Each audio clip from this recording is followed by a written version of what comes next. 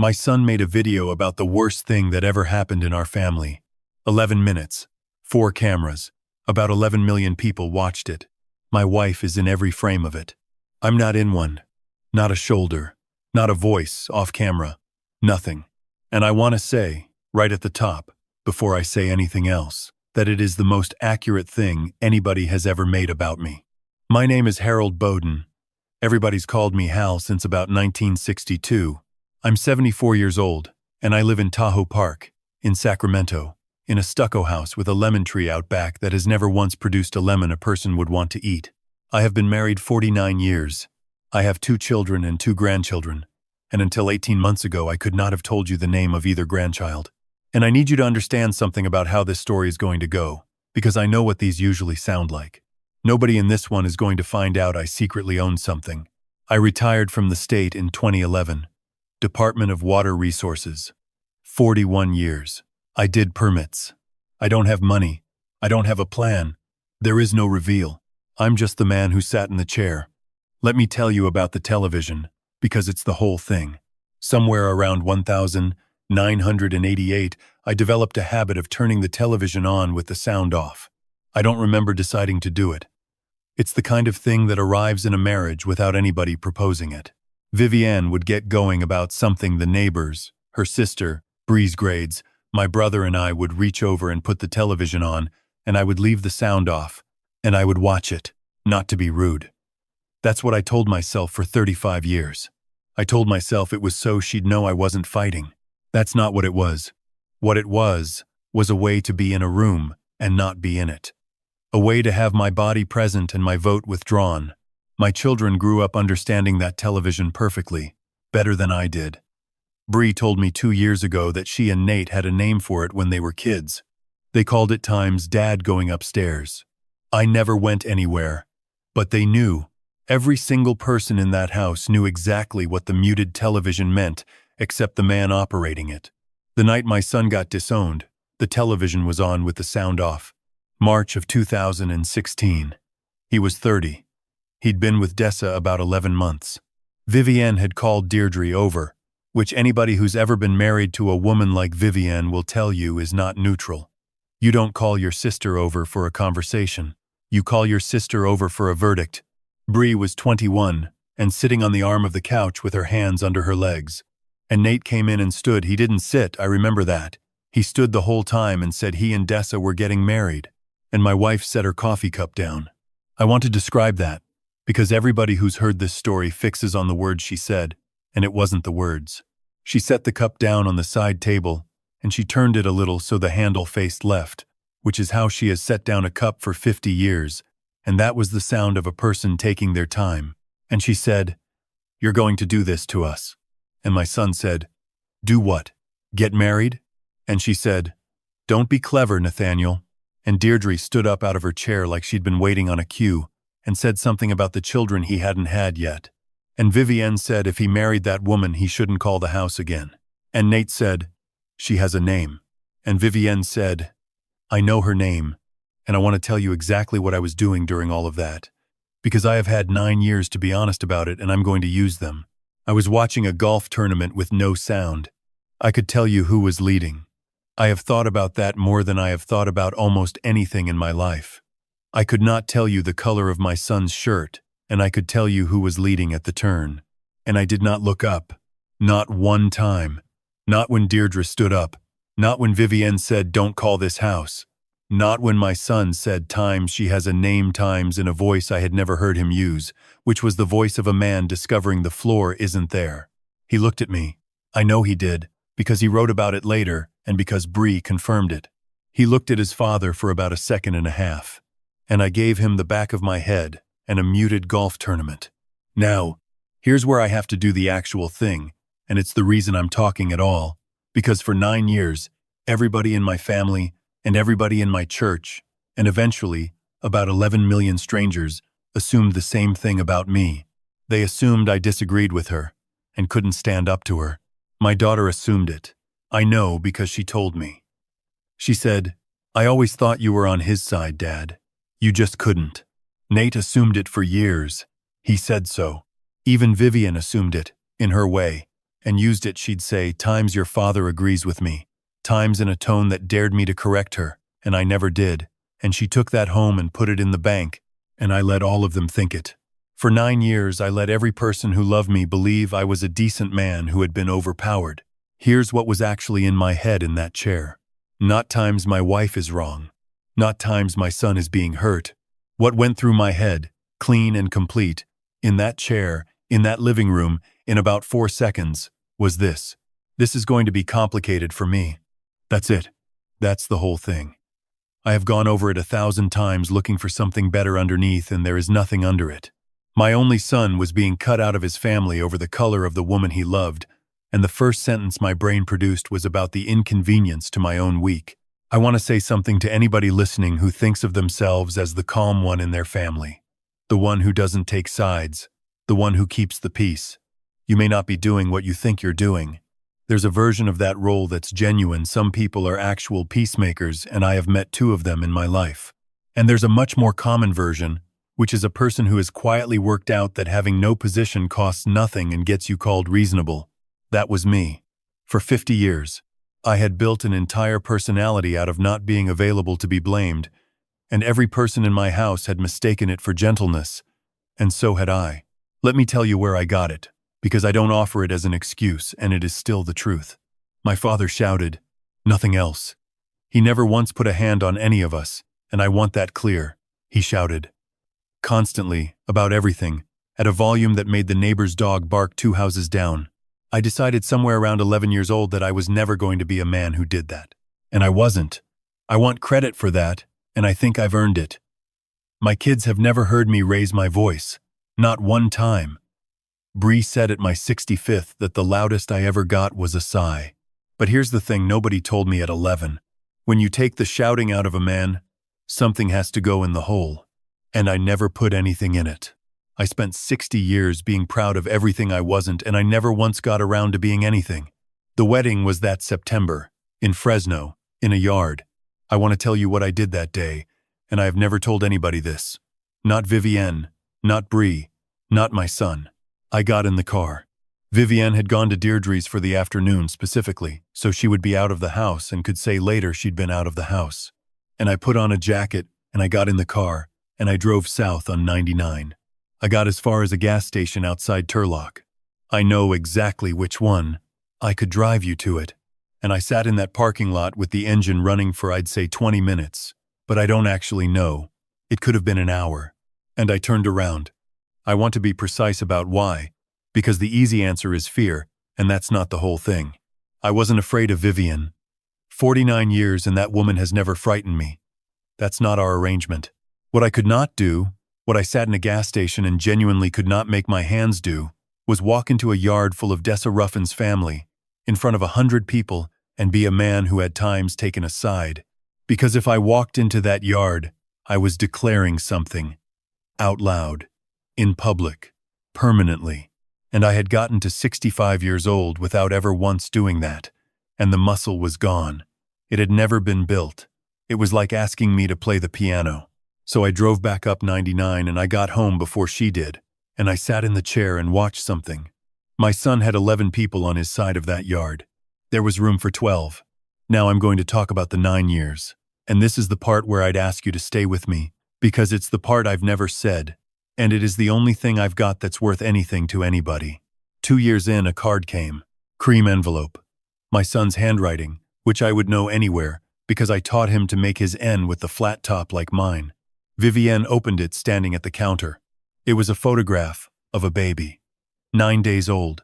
A girl. And Vivienne looked at it for about 3 seconds and put it in the trash. Not dramatically. She didn't tear it. She just opened the cabinet under the sink and dropped it in on top of a coffee filter and closed the door and went on with what she was doing. And I waited. I waited about 40 minutes until she went to the store.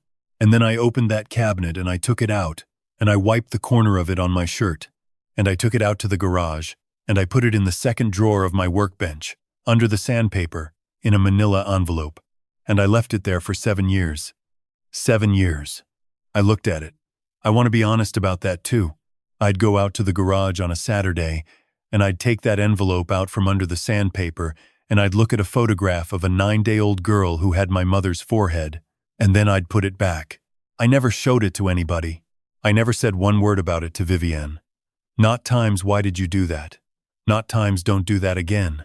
And 2 years after that, another card didn't come, and I understood that my son had stopped trying, and I did not blame him. If you have ever kept something in a drawer that you did not have the nerve to bring into a room, a photograph, a letter, a thing you should have said, then you know exactly what that envelope was. It wasn't love. I've had a long time to figure that out. It was a receipt I was writing to myself. Proof, filed away where nobody could ever check it, that I was a man who cared. Caring in a drawer isn't caring, it's bookkeeping. They sold the company in February of last year. I found out on television, same as she did. It was on the local news and then it was on the national one. $9.4 million. And my wife watched that segment 3 times.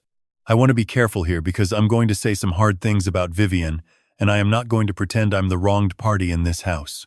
She grew up in Yuba City, and she was the only girl on that block whose mother was divorced in 1959.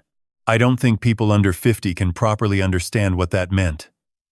She was watched, constantly. Everything that family did was a subject, and Vivienne came out of that with one absolute conviction that has organized her entire adult life, which is that what people say about your family matters more than what happens inside it. That's not a small flaw. That's a load-bearing wall. It's why she wouldn't have Dessa in this family.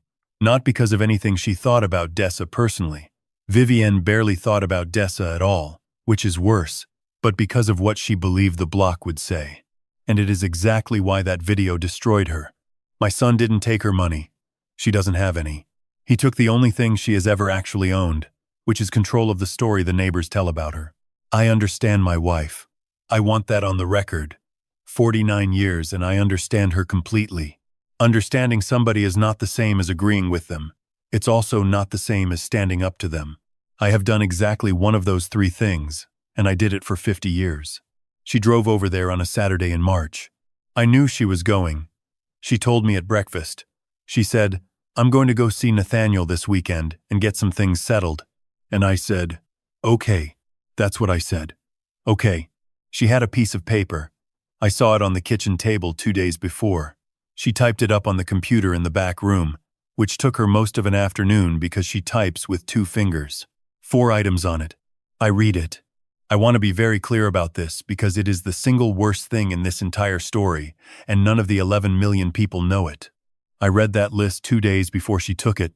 I stood at my own kitchen table and I read 4 typed items: money for our retirement, a family portrait, capital for my nephew's restaurant, and an apology from my son to my wife, and I put it back down exactly where I found it. And I did not say one word. Not times, Vivienne. You can't. Not times, this is going to end everything. Not even times, are you sure? I read a document that was going to detonate my family and I set it down and I went and did something in the garage. Everybody watching this has been waiting to find out what kind of man I am. That's it. That's the answer. It isn't the chair in 2016. It's the table in 2024. Because in 2016 you could say I was overwhelmed, I was caught off guard. It happened fast. In 2024, I had 48 hours and a printed page and I chose the garage. She came home from Nate's house that Saturday and she was shaking, not crying. Vivienne doesn't cry in front of people. Shaking, in the hands, and her voice was pitched about a note higher than usual, and she said he had thrown her out of the house and that Dessa had spoken to her. And she said, "Say something, Hal." And I said, "Well." That's what I said. Well, 49 years.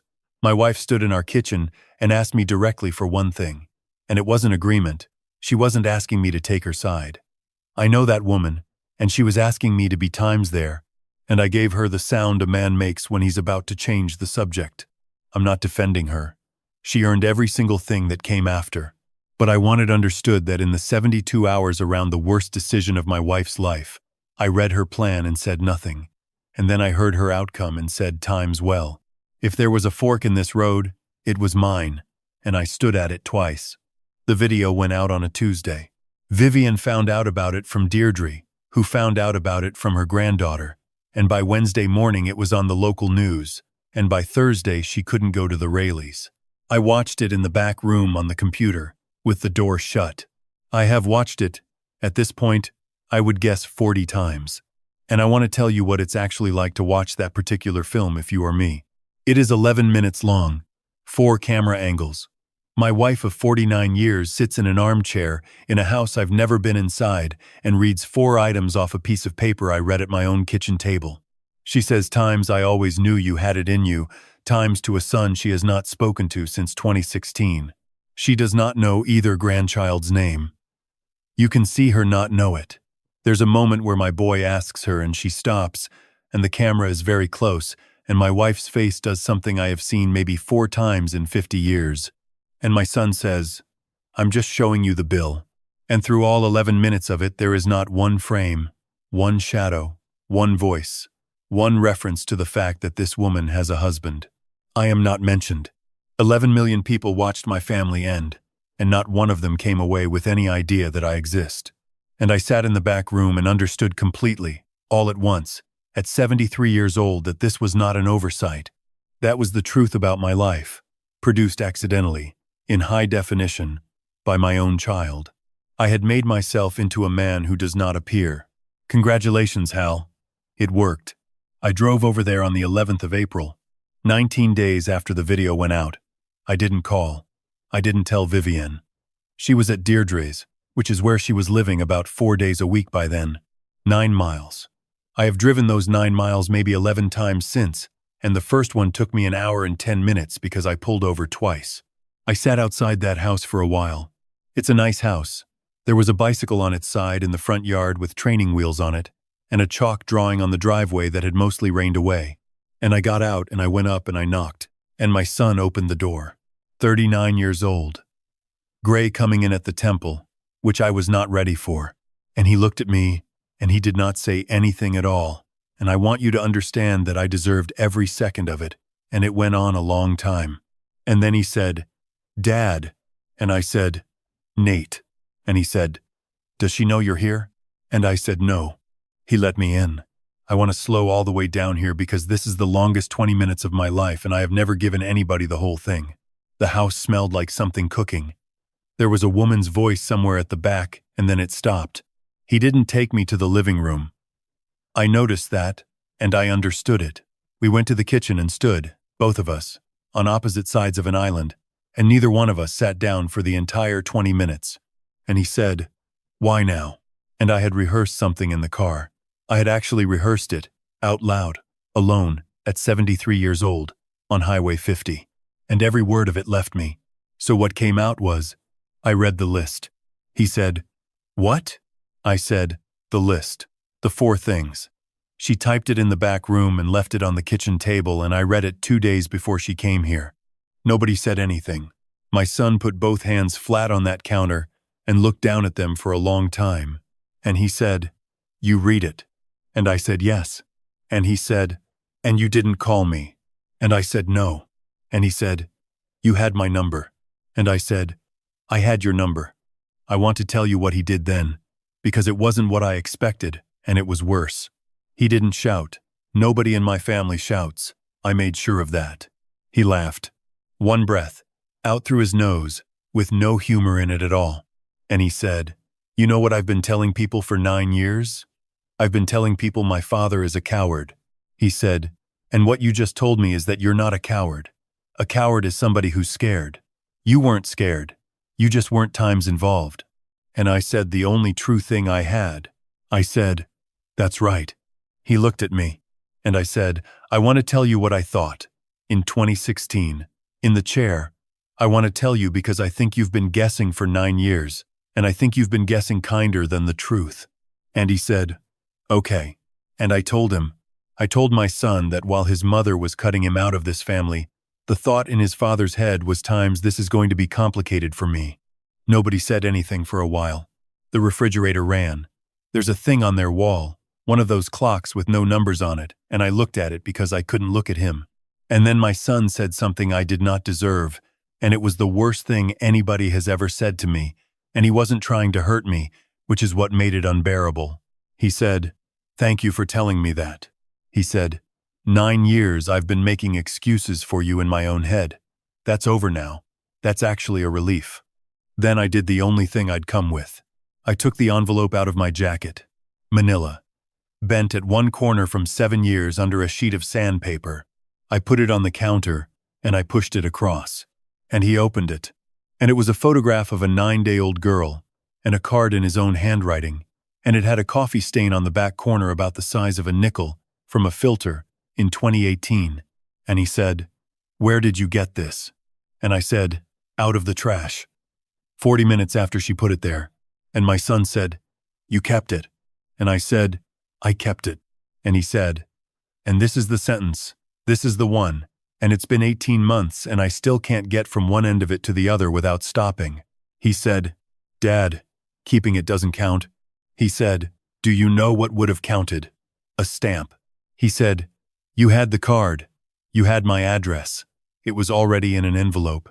It would have cost you a stamp and a walk to the mailbox, and I would have known for 7 years, I would have known that one person in that house saw my daughter's face." He said, "You didn't keep it for me. You kept it for you." And he was right. I have thought about it for a year and a half from every possible direction, and there is no angle from which he is not exactly right. That envelope was never a rescue. It was an alibi. I filed it in a drawer where nobody could ever check it, so that I could go on privately believing I was a good man, and it worked, and it cost me nothing, which is how I know it was worthless. Everything I have ever done for the people I love has cost me nothing. That's the whole inventory. 74 years. Here's what happened after, and it's smaller than you want. Nobody hugged anybody in that kitchen. He walked me out. At the door, he said, "You can call. I'm not going to promise you anything past that." And I said, "Okay."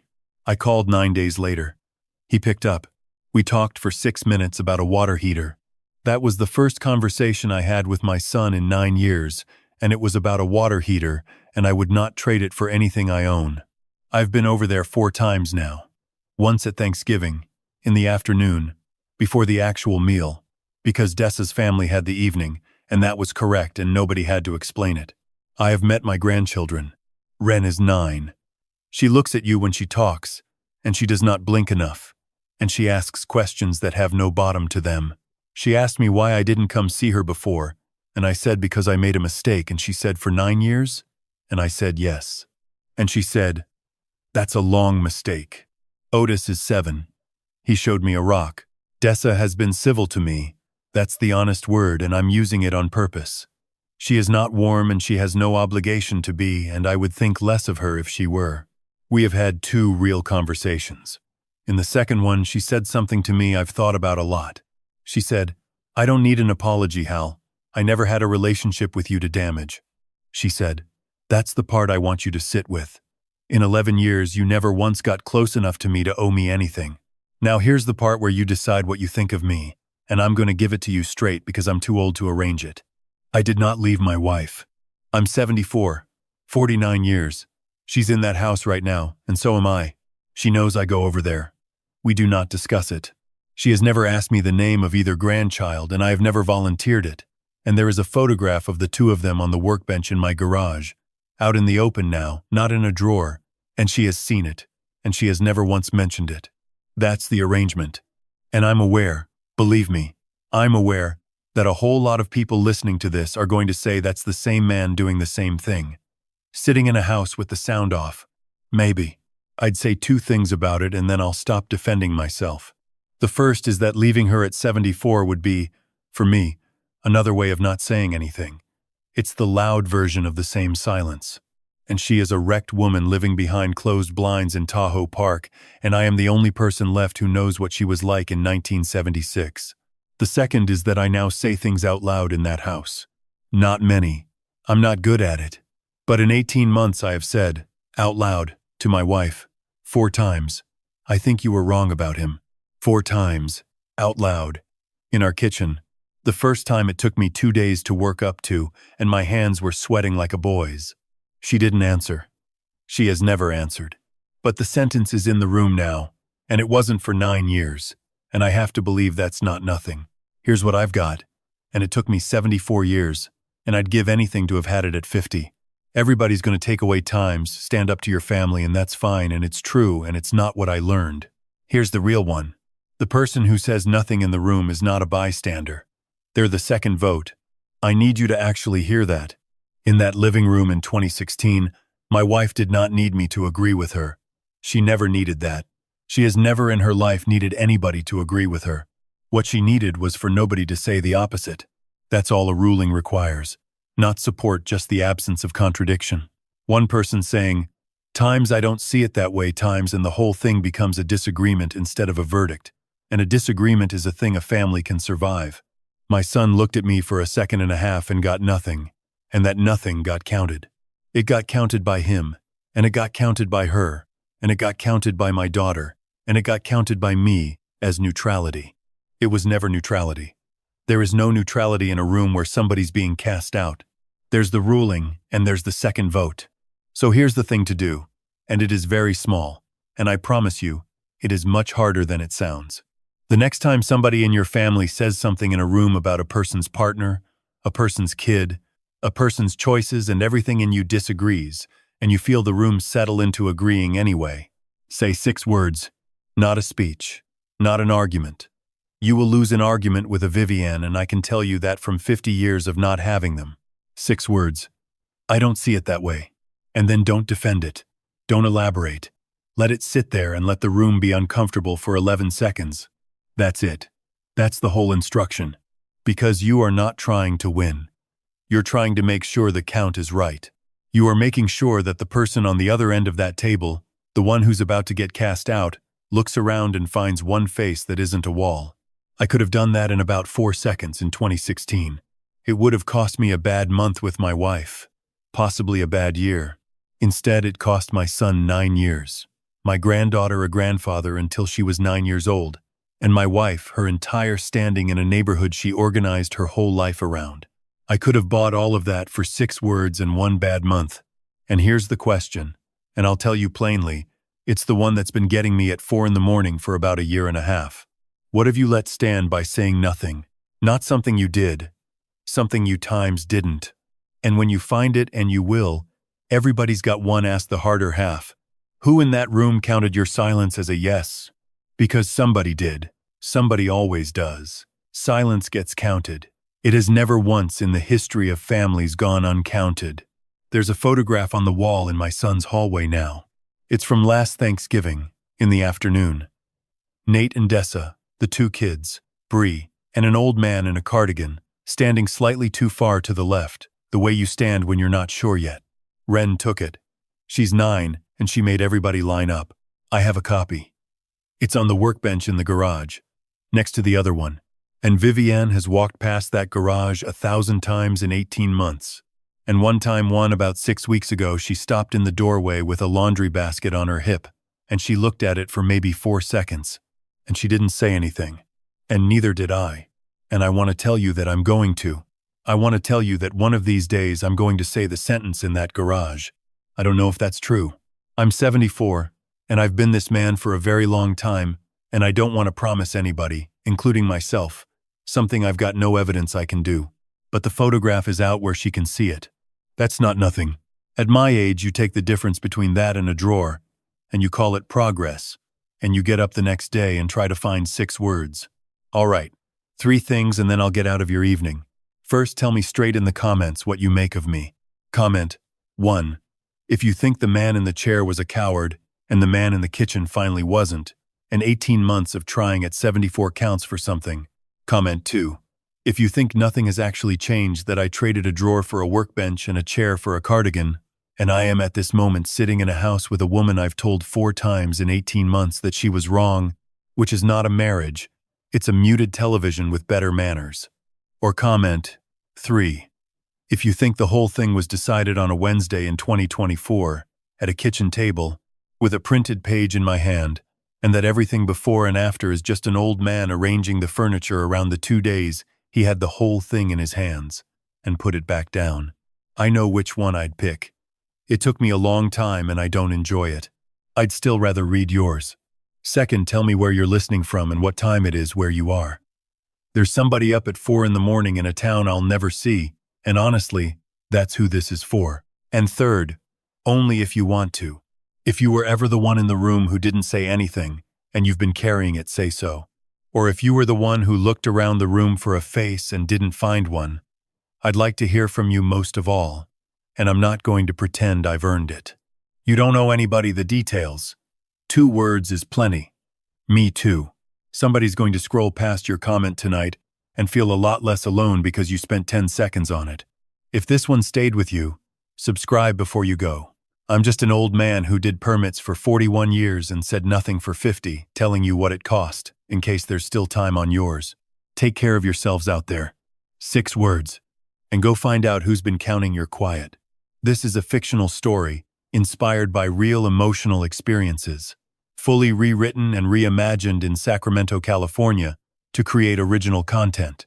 Any resemblance to real people or events is coincidental.